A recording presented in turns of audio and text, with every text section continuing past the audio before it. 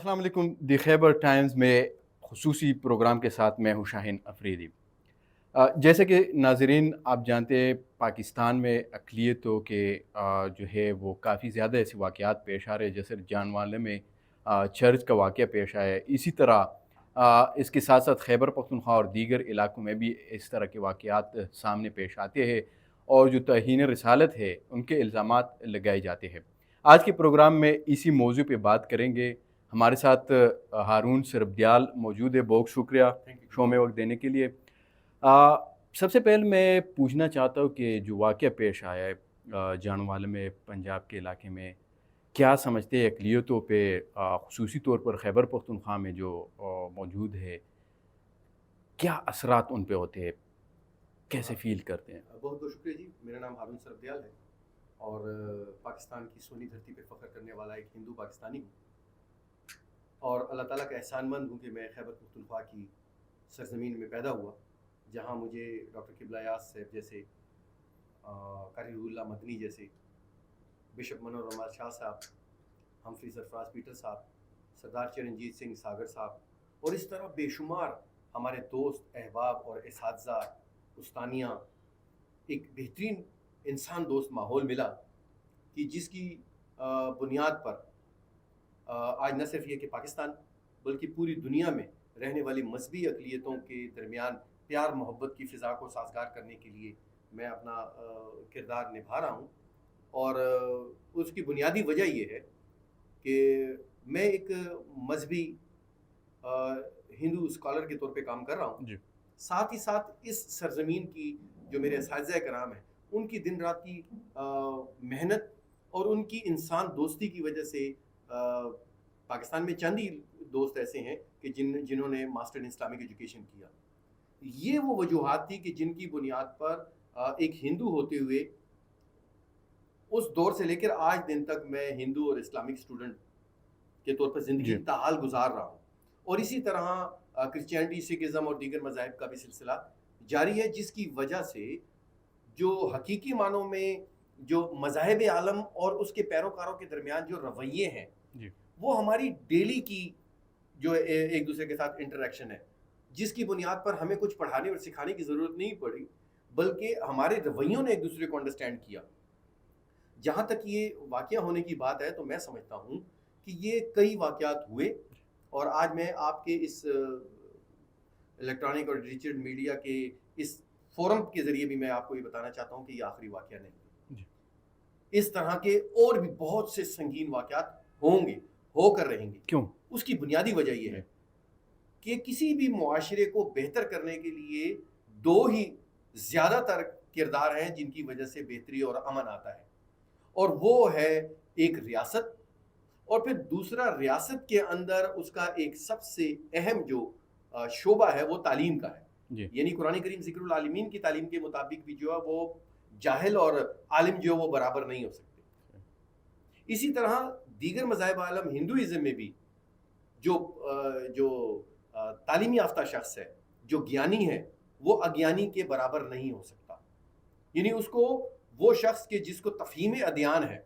कि जिसको होश है राइट एंड रॉन्ग की, अच्छे और बुरे की जी। तमीज़ करने की उसमें इस्तिताअत और कैपेबिलिटी है, वो हमेशा बुरे काम से रुकेगा और अच्छे कामों को करने में चाहे उसकी जान भी चली जाए वो पहल करेगा। लेकिन बदकिस्मती ये है कि हमारे रियासत ने, हमारे मुल्क में रहते हुए तमाम इदारों ने, चाहे मैं इंडिविजुअल कैपेसिटी में अपना जिक्र करूं या मैं जितने भी इदारे उनकी मैं बात करूं, उन सब ने अपने अपने तौर पर अपने अपने फ़राइज़ अंजाम नहीं दिए, जिसकी बुनियाद पर आज यहाँ पे मरने वाला भी हम में से है और मारने वाला भी हम में से ही।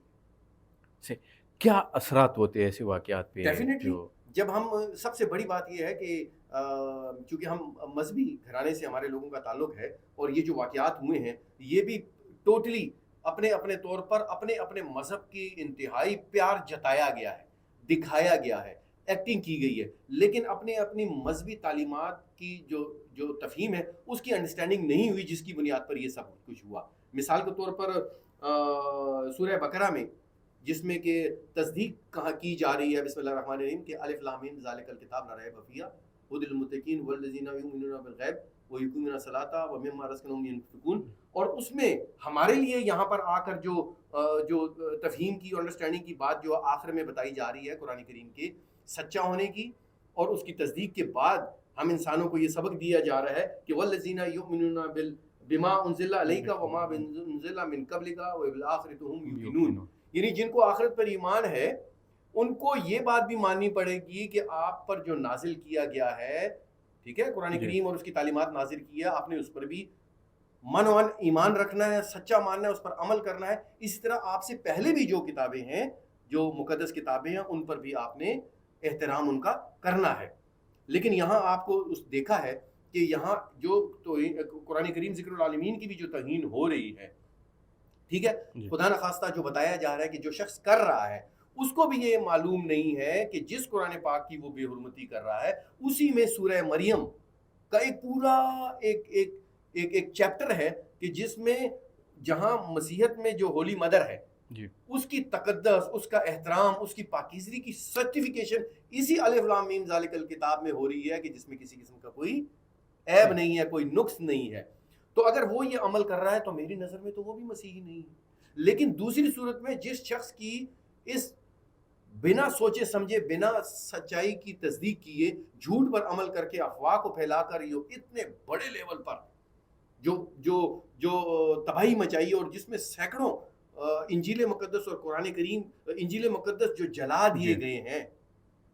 وہاں پر ہماری جو سورہ بقرہ میں جو ہمیں پچھلی جو کتابوں پر اور ان پر جو ان کے احترام کے جو درس دیا جا رہا ہے، کہنے کا مقصد ہے ہم دونوں ہی اگر ہماری انڈرسٹینڈنگ اپنے مذاہب کی تعلیمات کی روشنی میں ہوتی تو شاید ہم یہ سب کچھ گناہ نہ کرتے۔ ہم نے چونکہ انڈرسٹینڈ نہیں کیا اس لیے ہم نے وہ کام کیا جو اسلام کی نظر میں بھی، اس کی شریعہ میں، اس کی فقہ میں، اس کی حدود میں منع فرمایا گیا ہے، ہم نے وہ بھی کیا ہے۔ اور دوسری طرف اگر خدا نخواستہ ایک مسیحی ہوتے ہوئے اگر ایسا عمل کرتا ہے تو میرے نزدیک وہ مسیح اس اعتبار سے نہیں ہے کہ اس کو اپنے مذہب کی تعلیمات کی زرعی جو تعلیمات ہے اس کی انڈرسٹینڈنگ نہیں ہے، اور اس نے نادانی میں، غفلت میں جو کیا اس نے بہت بڑے لیول پر تباہی مچائی۔ ٹھیک ہے، مذہبی تعلیمات کے علاوہ کون سے ایسے اقدام کرنے چاہیے کہ ایسے واقعات میں کمی آ جائے؟ بلا شبہ آپ کا کسی بھی دنیا کے ملک کا سب سے پہلا ذریعہ اپنی جو جنریشنز ہوتی ہیں یا اپنی جو سٹیزنز ہوتی ہے جنہوں نے آ کر ملک میں تمام اس کے انضرام و انصرام کو چلانا ہوتا ہے، ملک کی باغ دوڑ سنبھالنی ہوتی ہے، سب سے پہلے اس کا تو پہلے نصاب ہوتا ہے کہ جس نصاب کے اندر وہ اپنے تھنک ٹینکس کی جو ایکسپرٹیز ہوتی ہے، مذہبی اعتبار سے بھی، سائنسی اعتبار سے بھی، ریاست و سیاست کے امور کے اعتبار سے بھی اپنے ایک گائیڈ لائن دیتے ہیں تاکہ بچپن سے وہ ان کی تعلیم کے ساتھ ساتھ جو ان کی تربیت کرتی ہے، جو اس کو رائٹ اینڈ رانگ، جائز اور ناجائز کی آگاہی دیتی ہے، اور اس کو امپلیمنٹ کرتے ہوئے، اس پر عمل کرتے ہوئے وہ ہمیشہ غلط کاموں سے بچتے ہیں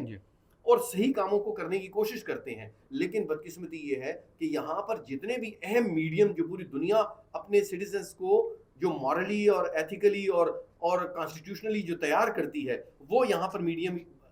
تاحال استعمال میں نہیں آئے۔ مثال کے طور پر نصاب کا جو ہے وہ ہمیشہ ایسا استعمال ہوا ہے جس میں پاکستان کی اپنی طاقت، چاہے نان مسلم ہو یا مسلم ہو، ان کی ذہن سازی اس حد تک کی گئی ہے کہ آج سب ایک دوسرے کو قتل بھی کر رہے ہیں اور ایک دوسرے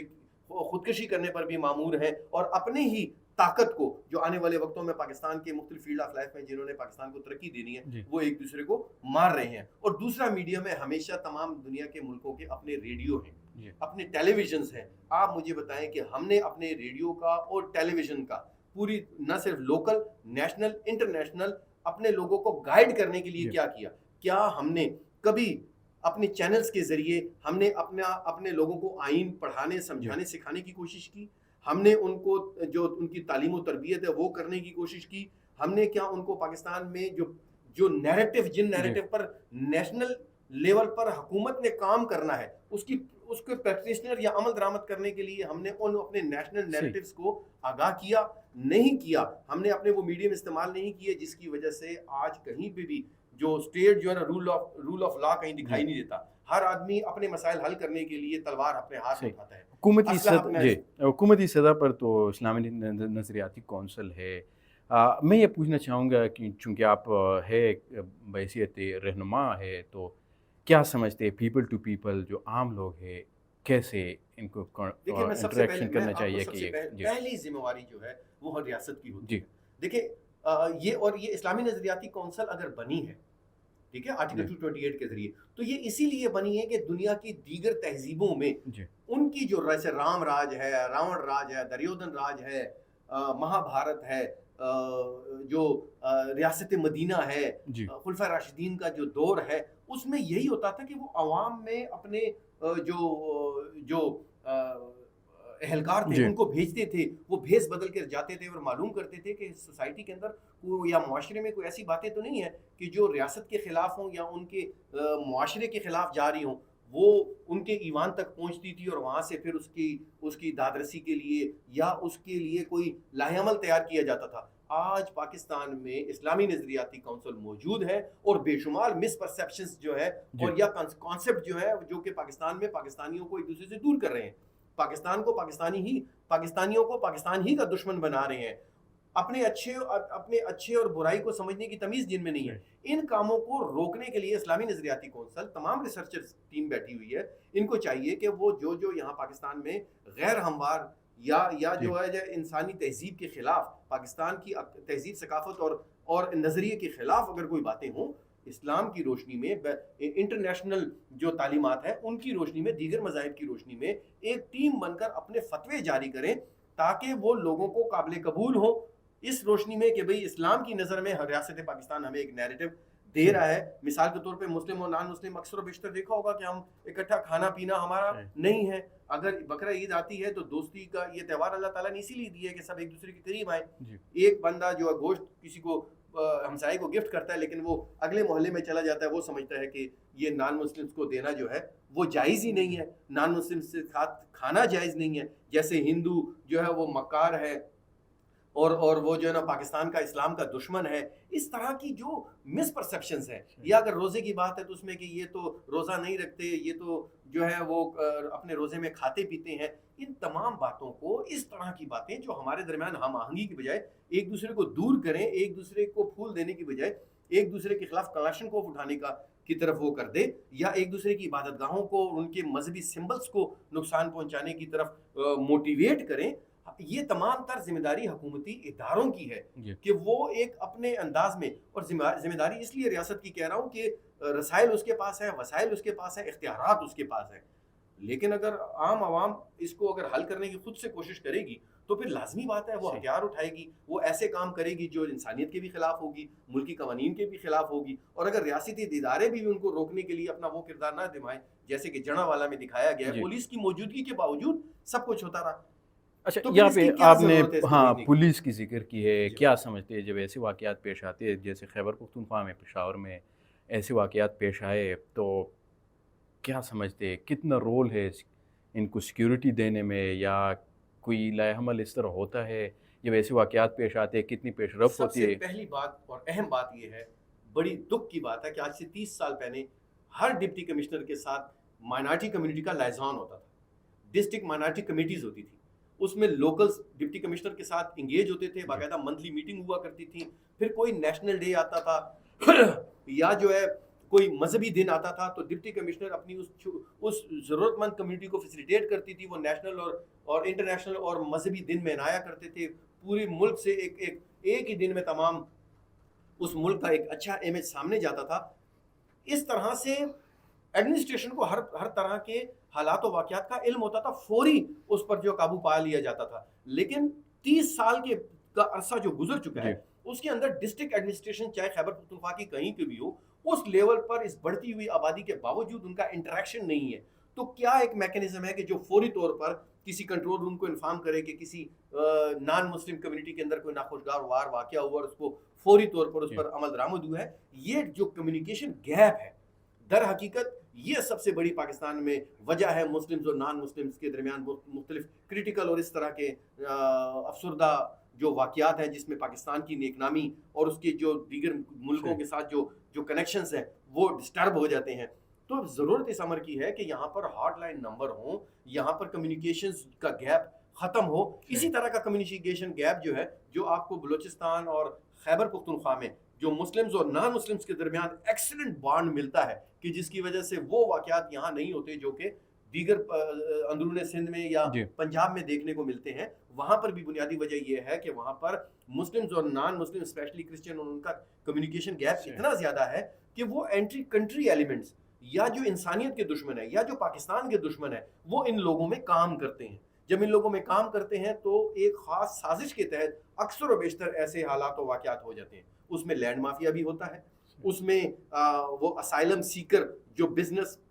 جو چل رہا ہے, ٹرینڈ چل رہا ہے, اس میں وہ بھی کام کرتے ہیں. اور اس میں سیاسی طور پر بھی ایک جو ریلیجس کارڈ ہے وہ استعمال کر لیا جاتا ہے. اب الیکشن قریب ہے, کچھ پتہ نہیں چلتا کہ آیا یہ ہمارے کسی ہمسایہ دشمن ملک نے کیا, کچھ پتہ نہیں چلتا کہ آنے والے اس کم وقت میں ووٹ بینک حاصل کرنے کے لیے, حمایت حاصل کرنے کے لیے یا ان کی جو اٹیچمنٹ حاصل کرنے کے لیے ایسا کیا گیا. کچھ پتہ نہیں چلتا کہ اس طرح کے واقعات جو ہے وہ اسائلم سیکرز کی کوئی ایسی سازش ہے, کیونکہ اس طرح کے جب واقعات ہوتے ہیں تو دھڑا دھڑ لوگ جو ہے وہ ادھر ادھر نکلنے کے لیے ایک سافٹ جو ہے کارنر پیدا کرتے ہیں,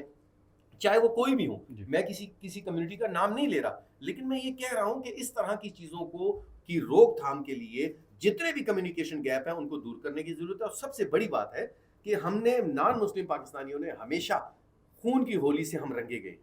ہم نے ہمیشہ حکومت وقت پر جو ہے وہ جو ہے نا اس کو گزارش کی ہے, لیکن بدقسمتی یہ ہے کہ کبھی بھی ہمارے ریاستی اداروں نے, جیسے کہ نیشنل ایکشن پلان ہے, اس میں تاحال جو ہے کتنی ہم نے بار جو ہے ہمارے ساتھ سوسائڈل اور دیگر جو ہے وہ سب کچھ ہوا ہے, لیکن سنجیدگی کہیں پولیٹیکل لیول دکھائی نہیں دیتی. اگر کبھی کوئی ایسا حادثہ ہو جاتا ہے کہ جس میں افواج پاکستان اگر کوئی کردار نبھا لے تو نبھا لے,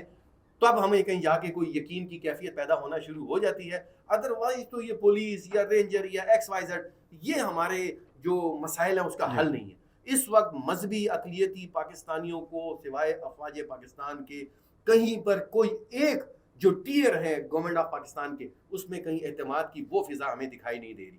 کیونکہ پولیس کے ہمیشہ پولیس کے ہوتے ہوئے ہمارے ساتھ یہ حادثہ ہوا ہے. کیوں اگر جیسے